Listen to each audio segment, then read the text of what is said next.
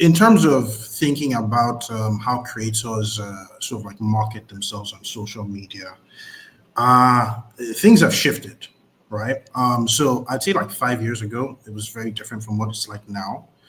And but even just as early as last year is very different from what it's like now. So last year, we saw that creators that were doing sort of like hundreds of thousands of views on social media, specifically Instagram, they sort of like that changed. It's like a sort of like a downward trend for sort of like average viewership, and that came around with sort of like Meta's change in policy, right? So for me, it's like a lot of these African content creators are trying to market themselves and push against the algorithm.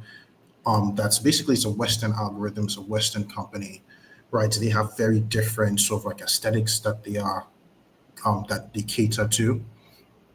It's very hard for content creators to sort of like breach that. A lot of them do. Some of them do. Some of the very popular ones do. But for sort of like a very young content creators find it very hard to breach that. I would say that the sort of like the major challenges, and this is something that I advocate for, is that we need to build more indigenous platforms, right? I think right now the world is moving more from sort of like this global market to regional markets. All right. So we have the West, that's Meta, X, and a little bit of TikTok. But then we have Asia, right? They've got Red Note, they've got TikTok, they've got Bigo, they've got different sort of like social media there.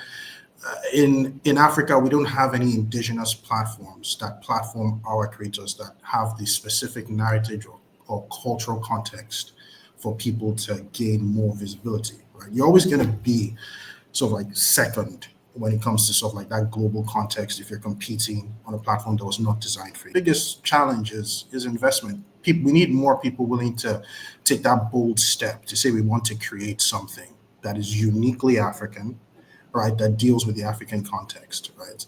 Funny enough, when you look at sort of like the stats of the platforms that Africans are on, yes, a lot of us are on Instagram, but Africans are very much, WhatsApp, right? They're very much WhatsApp, they're very much Telegram. A lot of businesses are running off WhatsApp. A lot of businesses that even are on Instagram or Meta or X are funneling towards things like Telegram or towards things like WhatsApp. And that's very analogous to what you see on places like Red Notes and WeChat that you have in Asia.